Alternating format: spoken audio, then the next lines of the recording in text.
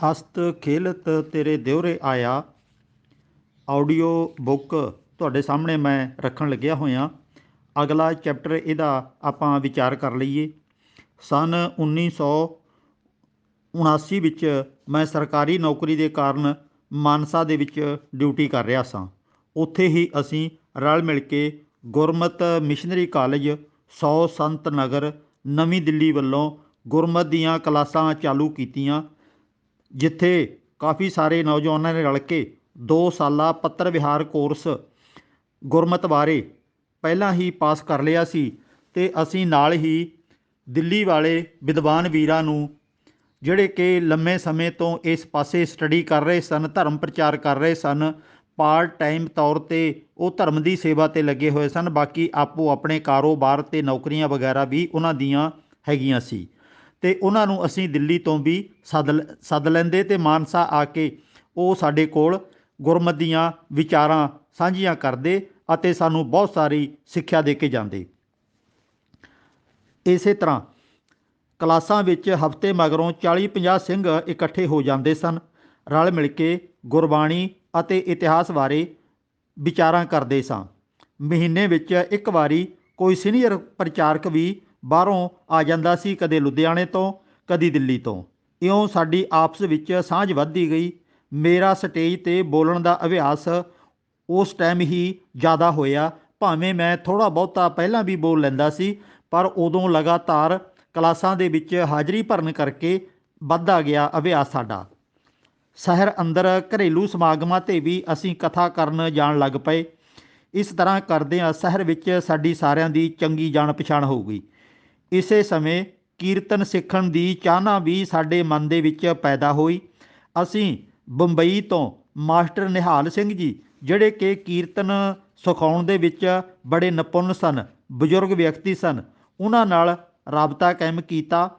ਉਹ ਕੀਰਤਨ ਸਿਖਾਉਣ ਵਾਸਤੇ 3 ਕੁ ਮਹੀਨਿਆਂ ਲਈ ਸਾਡੇ ਕੋਲੇ ਮਾਨਸਾ ਪਹੁੰਚ ਗਏ, ਅਤੇ ਉਹਨਾਂ ਦੇ ਖਾਣੇ ਦਾ ਅਤੇ ਸਾਰੇ ਤਰ੍ਹਾਂ ਦਾ ਅਸੀਂ ਪ੍ਰਬੰਧ ਇੱਥੇ ਮਾਨਸਾ ਵਿੱਚ ਕਰ ਦਿੱਤਾ। ਮਾਸਟਰ ਨਿਹਾਲ ਸਿੰਘ ਜੀ ਬਹੁਤ ਵਿਦਵਾਨ ਅਤੇ ਨੇਕ ਇਨਸਾਨ ਸਨ। ਜ਼ਿੰਦਗੀ ਦਾ ਉਹਨਾਂ ਨੂੰ ਵਿਸ਼ਾਲ ਤਜਰਬਾ ਸੀ। ਕੀਰਤਨ ਦੀਆਂ ਕਲਾਸਾਂ ਤੋਂ ਪਹਿਲਾਂ ਜਾਂ ਪਿੱਛੋਂ ਉਹ ਸਾਨੂੰ ਬਹੁਤ ਗਿਆਨ ਭਰਪੂਰ ਗੱਲਾਂ ਸੁਣਾਇਆ ਕਰਦੇ ਸਨ। ਜਿਵੇਂ ਜਿਵੇਂ ਸਾਨੂੰ ਵਕਤ ਮਿਲਦਾ, ਅਸੀਂ ਇਸ ਬਜ਼ੁਰਗ ਨਿਹਾਲ ਸਿੰਘ ਨੂੰ ਘਰਾਂ ਵਿੱਚ ਪ੍ਰਸ਼ਾਦਾ ਛਕਣ ਲਈ ਲੈ ਜਾਂਦੇ।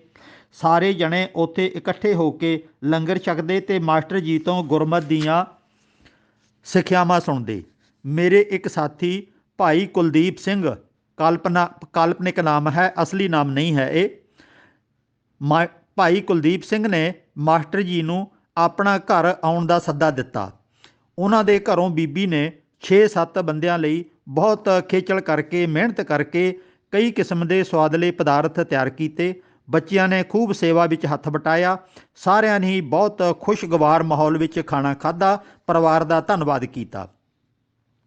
ਖਾਣਾ ਖਾ ਚੁੱਕਣ ਤੋਂ ਬਾਅਦ ਮਾਸਟਰ ਨਿਹਾਲ ਸਿੰਘ ਦੇ ਦੁਆਲੇ ਅਸੀਂ ਫਿਰ ਬੈਠ ਗਏ।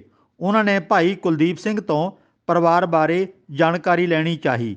ਕੁਲਦੀਪ ਸਿੰਘ ਨੇ ਸੰਖੇਪ ਜਿਹੀ ਪਰਿਵਾਰ ਦੀ ਜਾਣਕਾਰੀ ਦੇਣ ਤੋਂ ਬਾਅਦ ਆਪਣੇ ਪਿਤਾ ਅਤੇ ਮਾਤਾ ਬਾਰੇ ਦੱਸਣਾ ਸ਼ੁਰੂ ਕੀਤਾ। ਪਿਤਾ ਦੀ ਉਹ ਬਹੁਤ ਪ੍ਰਸ਼ੰਸਾ ਕਰਦਾ ਰਿਹਾ। ਠੀਕ ਹੈ, ਉਹਨਾਂ ਦਾ ਪਿਤਾ ਪ੍ਰਸ਼ੰਸਾਯੋਗ ਹੀ ਹੋਵੇਗਾ। ਫਿਰ ਕੁਲਦੀਪ ਸਿੰਘ ਜੀ ਨੇ ਆਪਣੇ ਬਾਪੂ ਦੀਆਂ ਨਿਸ਼ਾਨੀਆਂ ਲਿਆ ਕੇ ਮਾਸਟਰ ਜੀ ਦੇ ਅੱਗੇ ਰੱਖਣੀਆਂ ਸ਼ੁਰੂ ਕਰ ਦਿੱਤੀਆਂ। ਮਾਸਟਰ ਜੀ, ਮੇਰੇ ਬਾਪੂ ਜੀ ਭਾਵੇਂ ਇਸ ਵਕਤ ਦੁਨੀਆ ਵਿੱਚ ਨਹੀਂ ਰਹੇ, ਪਰ ਮੈਂ ਉਹਨਾਂ ਦੀਆਂ ਬਹੁਤ ਸਾਰੀਆਂ ਨਿਸ਼ਾਨੀਆਂ ਸਾਂਭ ਕੇ ਰੱਖੀਆਂ ਹੋਈਆਂ ਹਨ। ਕੁਲਦੀਪ ਸਿੰਘ ਦੱਸੀ ਜਾ ਰਿਹਾ ਸੀ। ਆਹ ਵੇਖੋ ਉਹਨਾਂ ਦੀ ਅਚਕਨ, ਇਹ ਹੈ ਉਹਨਾਂ ਦਾ ਕੋਟ ਪੈਂਟ ਅਤੇ ਟਾਈ, ਆਹ ਹੈ ਉਹਨਾਂ ਦੀ ਛਤਰੀ, ਅਤੇ ਇਹ ਹਨ ਉਹਨਾਂ ਦੇ ਬੂਟਾਂ ਦੇ ਕਈ ਜੋੜੇ ਜੋ ਅਸੀਂ ਕਦੀ ਨਹੀਂ ਪਹਿਨੇ, ਸਾਂਭ ਕੇ ਅਲਮਾਰੀ ਵਿੱਚ ਰੱਖੇ ਹੋਏ ਹਨ। ਮਾਸਟਰ ਨਿਹਾਲ ਸਿੰਘ ਦੇ ਚਿਹਰੇ ਦੇ ਰੰਗ ਬਦਲੀ ਜਾਣ, ਪਰੇਸ਼ਾਨੀ ਜਿਹੀ ਮਹਿਸੂਸ ਕਰਨ ਲੱਗ ਪਏ। ਅਖੀਰ ਨੂੰ ਖਰੀ ਗੱਲ ਕਹਿਣ ਲਈ ਮਾਸਟਰ ਨਿਹਾਲ ਸਿੰਘ ਜੀ ਮਜਬੂਰ ਹੋ ਗਏ। ਕੁਲਦੀਪ ਸਿੰਘ ਨੂੰ ਆਖਣ ਲੱਗੇ, ਮੇਰੇ ਅਜੀਜ਼ ਕੁਲਦੀਪ ਸਿੰਘ, ਮੈਂ ਤੇਰਾ ਅਤੇ ਤੇਰੇ ਪਰਿਵਾਰ ਦਾ ਅਤੀ ਧੰਨਵਾਦੀ ਹਾਂ। ਤੁਸੀਂ ਤਨ ਮਨ ਨਾਲ ਮੇਰੀ ਸੇਵਾ ਕੀਤੀ। ਤੁਹਾਡਾ ਆਪਣੇ ਬਾਪੂ ਜੀ ਲਈ ਸਤਿਕਾਰ ਅਤੇ ਯਾਦ ਵੇਖ ਕੇ ਮੈਨੂੰ ਖੁਸ਼ੀ ਹੋਈ, ਪਰ ਜ਼ਿੰਦਗੀ ਦੇ ਤਜਰਬੇ ਵਿੱਚੋਂ ਜੋ ਮੈਂ ਪ੍ਰਾਪਤ ਕੀਤਾ ਹੈ ਉਸ ਦੇ ਆਧਾਰ 'ਤੇ ਕਹਿ ਰਿਹਾ ਹਾਂ। ਤੇਰੇ ਪਿਤਾ ਜੀ ਦੀ असली जीवित निशानी तू है। तेरा परिवार, तेरे बच्चे, तेरी माता जी की मिठी प्यारी निशानी मेरे सन्मुख ਹਨ। आ छतरी, आ बूट आदिक ਇਹ ਮੁਰਦਾ ਨਿਸ਼ਾਨੀਆਂ ਨੇ। ਮੇਰੇ ਅੱਗੇ ਇਹਨਾਂ ਦਾ ਵਿਖਾਵਾ ਨਾ ਕਰਨ। ਇਹਨਾਂ ਚੀਜ਼ਾਂ ਤੋਂ ਨਿਰਾਸਤਾ ਪੈਦਾ ਹੁੰਦੀ ਹੈ। ਆਪਣੇ ਪਿਤਾ ਦੇ ਗੁਣ ਧਾਰਨ ਕਰੋ, ਉਸ ਦੇ ਨਾਮ ਨੂੰ ਰੌਸ਼ਨ ਕਰੋ। ਆਮ ਸਿੱਖਾਂ ਦੀ ਇਹੀ ਹਾਲਤ ਹੈ ਪਿਆਰੇ। ਗੁਰੂ ਸਾਹਿਬ ਨਾਲ ਸੰਬੰਧਿਤ ਸੱਚੀਆਂ ਜਾਂ ਝੂਠੀਆਂ ਨਿਸ਼ਾਨੀਆਂ ਦੀ ਬਹੁਤ ਪੂਜਾ ਕਰਦੇ ਨੇ ਸਿੱਖ, ਪਰ ਗੁਰਬਾਣੀ ਦਾ ਉਪਦੇਸ਼ ਉਹਨਾਂ ਦੇ ਪੱਲੇ ਨਹੀਂ ਹੁੰਦਾ। ਗੁਰੂ ਸਾਹਿਬ ਨੇ ਸਾਨੂੰ ਕਿਹੋ ਜਿਹੇ ਇਨਸਾਨ ਬਣਾਇਆ ਸੀ ਉਹਦੇ ਬਾਰੇ ਕੋਈ ਜਾਣਕਾਰੀ ਨਹੀਂ ਹੁੰਦੀ ਤੇ ਖੁਦ ਚੰਗੇ ਇਨਸਾਨ ਬਣਨ ਦਾ ਉਪਰਾਲਾ ਨਹੀਂ ਕਰਦੇ। ਸਤਿਗੁਰੂ ਦੇ ਧੀਆਂ ਪੁੱਤਰ ਹੋਣ ਦਾ ਮਾਣ ਪੈਦਾ ਨਹੀਂ ਕਰ ਸਕਦੇ ਆਪਣੇ ਆਪ ਦੇ ਵਿੱਚ। ਤੇ ਜਿਹੜੇ ਉਹਨਾਂ ਨੇ ਗੁਣ ਸਾਨੂੰ ਧਾਰਨ ਕਰਨ ਵਾਸਤੇ ਕਿਹਾ ਸੀ, ਇਹ ਧਾਰਨ ਕਰੋ।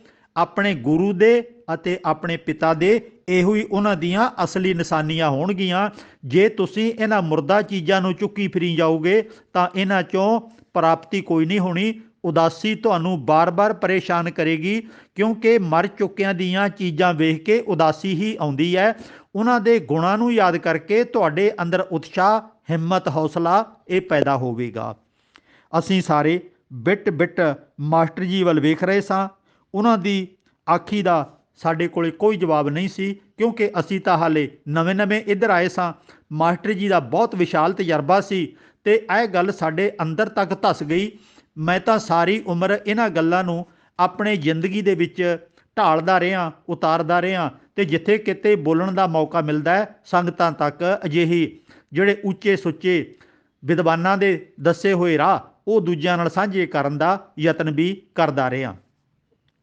ਤੇ ਇਹੋ ਜਿਹੀਆਂ ਜਿਹੜੀਆਂ ਘਟਨਾਵਾਂ ਨੇ, ਸਾਖੀਆਂ ਨੇ, ਜ਼ਿੰਦਗੀ 'ਚ ਨਵਾਂ ਮੀਲ ਪੱਥਰ ਸਾਬਤ ਹੁੰਦੀਆਂ ਨੇ। ਇਹਨਾਂ ਨੂੰ ਤੇ ਸ਼ੁਕਰਾਨਾ ਕਰਨਾ ਬਣਦਾ ਹੈ। ਧੰਨਵਾਦ ਹੈ ਇਹੋ ਜਿਹੇ ਵਿਦਵਾਨਾਂ ਦਾ। ਆਖੋ ਸਤਨਾਮ।